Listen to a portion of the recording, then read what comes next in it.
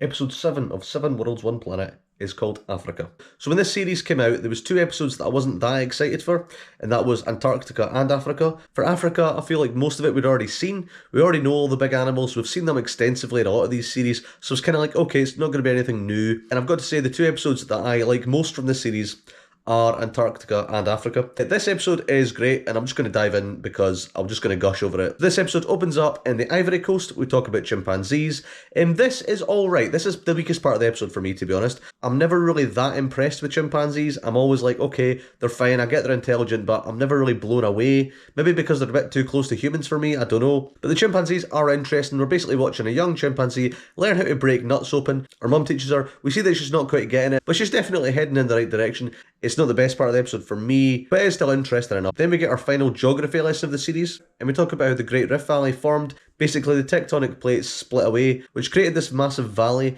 and all this fresh water started pooling there, and now the Great African Rift Valley is this massive chain of lakes, and it's really impressive. It's one of the most diverse freshwater ecosystems in the world, and we see that it's dominated by cichlids, so there must have been a case of where a couple of species of cichlid ended up in this water, and they just spawned into this massive diversity. There's more cichlids here than there is anywhere else in the world. To be honest with you, for years I didn't think that you got cichlids outside of the Rift Valley. It is the type of fish that is best known for being there, because it's obviously a dangerous place. A lot of them transport their young in their mouth to keep them safe, which usually works pretty well, and some of them actually keep their eggs in their mouth so the young can hatch in safety. However, we see that that gets exploited by cuckoo catfish, which is a species of catfish I'd never heard of, but they look very cool and they look very sinister. The music, as I've said throughout the series, is great. This episode is pretty much brilliant throughout. I might talk about that as we go. They do a very good job of making the catfish seem really sinister because they're not an animal you've seen before, and to be fair, they don't look that creepy, but the music really makes you think, wow, these things are sinister. And we see them basically eating all the eggs that the female lays, and one of them lays its own eggs, which the female just picks up indiscriminately. And while she's tucked away, letting her young develop, we see that something goes terribly wrong, and she expels all her young, and actually expels some catfish, which have actually grown a lot larger. They're basically, ready to come out, and they eat all her young. It's really horrific, and you can really see why they're called cuckoo catfish. It's very good, it's very dark, very sinister, and I think because fish generally aren't that interesting to most people, I think the series actually did a good job of having quite a lot of fish sequences that were quite cool. And then we get out of the Rift Valley and we explore the savannah. Obviously, the Serengeti is the most famous habitat in Africa. The Great Plains, we see all the herds, and we see predators. So here we see cheetahs. So I've seen many cheetah sequences over the years, so they don't jump out at me as things that I'm really looking forward to in a series. Here we see a coalition of 5 cheetahs, which is very rare. I feel like every time we see a coalition of cheetahs, they get a little bit bigger. I feel like this was the biggest one, but for a while it seemed like we were getting 3, then 4, then 5. Like, that was a trend. And here we see they're hunting topi, which are actually the fastest antelope in Africa. And here we see the cheetahs hunting them. They ultimately fail. It's not a very successful hunt, and we see 4 of them disappear. However, the 5th one is nowhere to be seen, and he's actually still hiding in the bush. The other 4 are just strutting around, very conspicuously, diverting all attention to them. And that 5th male jumps out and chases down that one topi, and this is great. I mean, it's all filmed in one shot, and the shot is easily the best shot of the whole series. And there's a lot of great shots in this series, but this one is just pretty marvellous. And in that one extended take, you see that one cheetah, which is eventually joined by the others, taking down that one topi in this one long epic chase. As it's getting closer and closer to the camera, to the point that where it actually manages to bring down the topi, it's actually out of focus because it's so close. It's just amazing. You really get the sense that even while the diaries didn't focus on this, that this was just a once-in-a-lifetime shot, and they basically just, took what they could get, and it was great. I mean, it really is amazing. This is, I'm going to say, the best cheetah hunt I've ever seen. And as I've said, I've seen a lot of them in these series. It's amazing. It's just great. It wasn't something I was expecting to enjoy as much. When I saw this in the trailer, I was like, okay, it'll be fine. No, it was brilliant. And then while we're on the Serengeti, we talk about oxpeckers. This is as close to a funny sequence we get in this episode. There aren't really too many. This is the closest. We basically just see them, picking the parasites of various animals. Hippos in particular, we see the hippos fighting. They've got a lot of scars. So the oxpeckers come along, peck at their wounds, keep them open and drink their blood.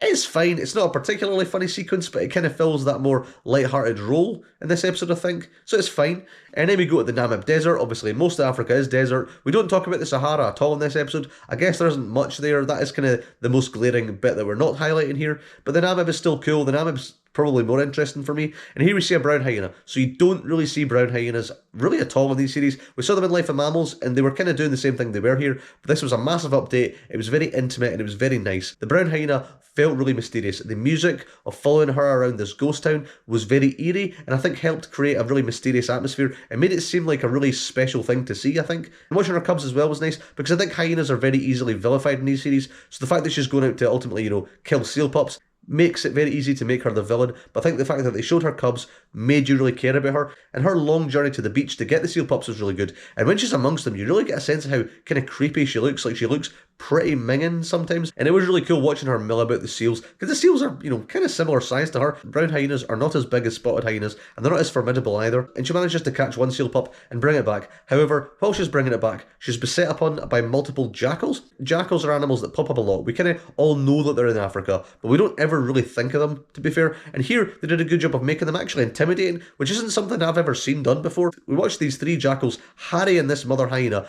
almost getting the pup a few times. She's able to chase them off ultimately and escape. It was really good. It did a good job of making jackals villains, which I think is an easy thing to do, but it's not an angle that's taken very often. Most of the time they're just forgotten about, but I like that they did focus on them as well. This is a great sequence. It's really mysterious, really good. The only other brown hyena sequence we'd got before was Life of Mammals, and it was basically the same thing, but taken on the angle of the hyenas being the villains. Here we had a more intimate, more personal, and more sympathetic story, so it was really good. I really liked that. And I don't think we're going to get very many more brown hyena sequences in series, so this is kind of the last big one we get.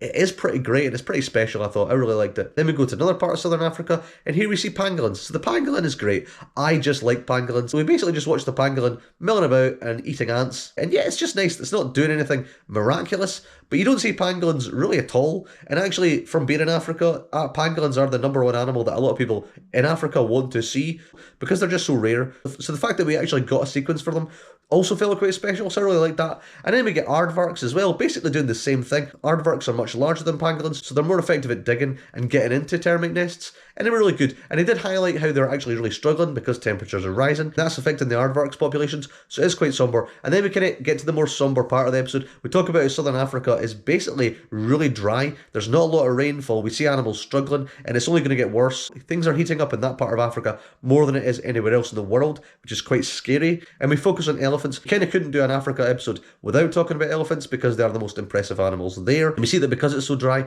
the only parts of the acacias that are actually edible now are at the very tops, out of reach of most elephants. When we see these big males are able to stand on their hind legs and get them with their trunks, that's really cool. And it's something that I think is easily overlooked almost, because we're like, yeah, okay, we know elephants can do that. I think because we're exposed to it in circuses, or at least, the images of circuses and elephants there, but it is very rarely seen in the wild. And only so many elephants can actually do it. So it's actually really cool. And I did a good job of just making you root for the elephants.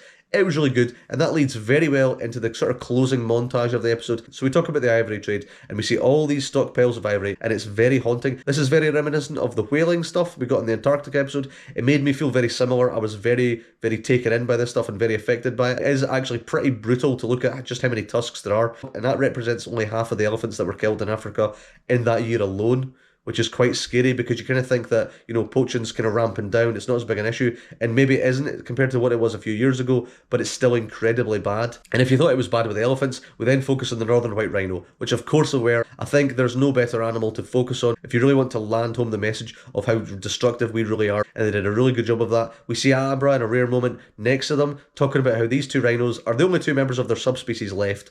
And while it isn't a species, it is still diversity that's been lost, because they're never going to be able to reproduce. They're basically gone. We can maybe find some scientific way of generating more of them, but ultimately they're not going to be pure northern white rhinos. And the music, once again, is very haunting. It creates a great sense of tension. And then we lead into a montage just talking about all the animals we've seen in Africa in this episode. And you kind of realise they did a very good job of selecting animals that were struggling across Africa. Cheetahs, there's less of them. Pangolins are the most trafficked animals in the world. I'm really glad they highlighted that. The chimpanzees are also struggling. And because they're animals that are basically the closest thing to us, that really should resonate with us more than it does. And then we expand that to talk about all the rest of the world and how, things are really struggling. And we talk about climate change, droughts, haunting images we've seen from the series, like the dead albatross from the Antarctic episode. I think you'd struggle to watch this and not be impacted in some way, especially if you are interested in wildlife, nature, conservation. I think it's pretty hard not to feel impacted by this. And then we kind of do go to a more positive note. We talk about how, gorillas are doing better, whales are doing better. So it does leave you with an air of hope. Well, the northern white rhinos, they're pretty much gone.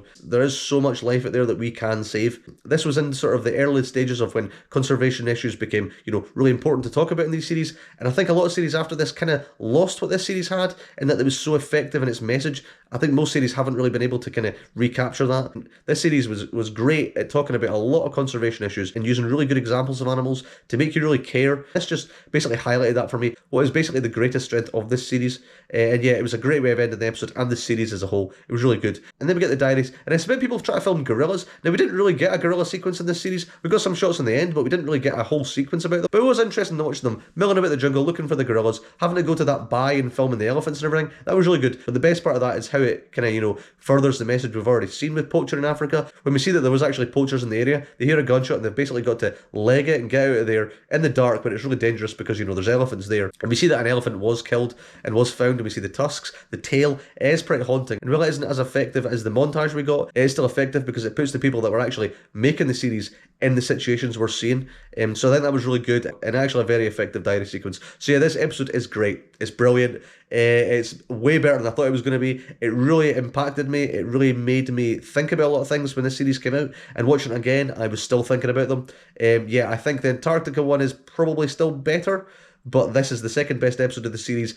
And this series is pretty brilliant, to be honest with you. I don't think there's been a series that's come out after it that has surpassed it. Mammals was probably the one that came closest, but none of the rest of them have really reached the heights of this one. It is pretty fantastic. What are the highlights? The montage at the end is pretty great.